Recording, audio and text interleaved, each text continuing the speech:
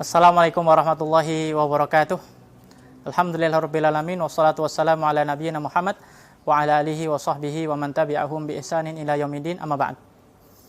Alhamdulillahirrabbilalamin. Syukur kita selalu haturkan kepada Allah Subhanahu wa taala, dan salawat dan salam semoga tetap tercurahkan kepada Nabi kita dan orang yang paling kita cintai, Nabi Muhammad sallallahu alaihi wasallam, berserta dengan keluarganya, para sahabatnya, para tabi'in, dan seluruh pengikutnya, dan semoga kita di antara mereka, amin ya rabbal alamin.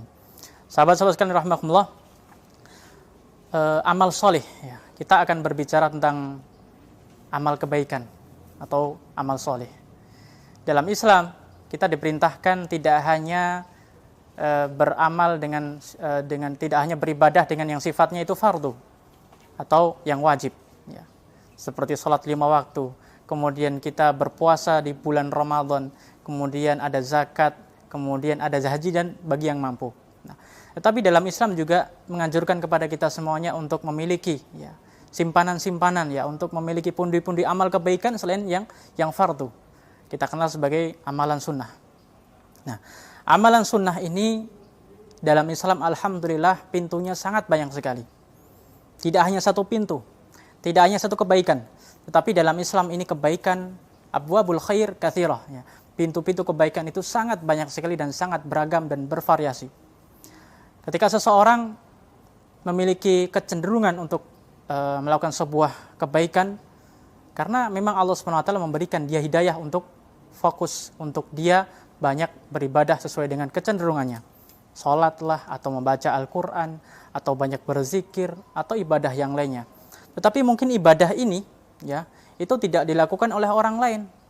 Atau mungkin orang lain melakukannya hanya sebatas, ya, tidak seserius orang yang pertama tadi.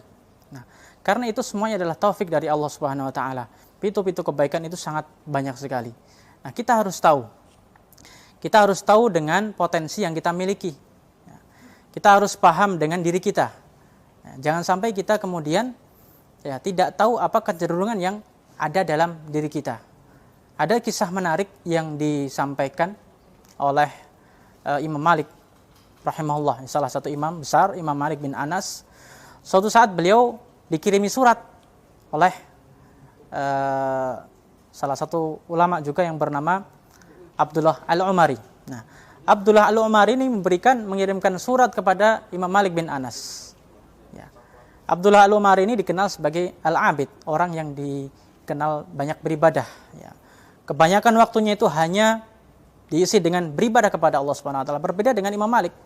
Imam Malik adalah seorang alim, seorang ulama yang dikenal keilmuannya, banyak mengajar, banyak menyampaikan ilmu, banyak menyampaikan hadis Nabi Muhammad SAW. Ketika melihat hal ini, kemudian Abdullah bin Al-Umari memberikan surat kepada Malik bin Anas, "Wahai Malik, ya, saya pesankan kepada engkau agar banyak beribadah, banyak beramal soleh kepada Allah Subhanahu wa taala." Maka kemudian apa dijawab oleh Imam Malik? Imam Malik mengatakan, ya, innallaha qad qasamal a'mal kama qasamal arzaq. Sesungguhnya Allah Subhanahu wa taala sudah mengatur, ya, amal perbuatan manusia sebagaimana Allah sudah juga membagi rizki. Rizki itu ada yang Allah berikan banyak. Ada yang Allah berikan rizki itu sangat sedikit, ya, mungkin atau sedang seperti itu. Begitu juga dengan amal kebaikan manusia. Ada yang Allah Subhanahu wa taala berikan kemudahan dia, Allah tuntun dia untuk banyak beribadah kepada Allah Subhanahu wa taala. Sedangkan yang lain tidak. Ada orang yang diberikan taufik dan hidayah untuk banyak sholat. Ada orang lain tuh banyak beribadah kepada Allah Subhanahu wa taala, tetapi bukan dalam hal sholat sunnah misalnya, tapi dia banyak bersedekah. Nah, amalan-amalan seperti inilah yang seharusnya kita ketahui mana potensi diri kita. Kalau teman-teman atau sahabat-sahabat sekalian itu biasa untuk bersedekah, maka dia harus maksimalkan potensi itu, karena itu adalah potensi yang harus dirawat. Yang lain juga sama. Ada orang yang dia memiliki kecenderungan untuk banyak membaca Al-Quran, maka maksimalkanlah kebaikan yang sudah Allah berikan itu, hidayah dan taufik. Kita harus pegang erat-erat. Nah, kuncinya adalah bagaimana kita harus selalu tahu kecenderungan diri kita dalam amal soleh. Ketika Allah sudah bukakan pintu itu, maka kita harus pegang erat-erat itu. Nah, semoga ini bermanfaat. Wassalamualaikum warahmatullahi wabarakatuh.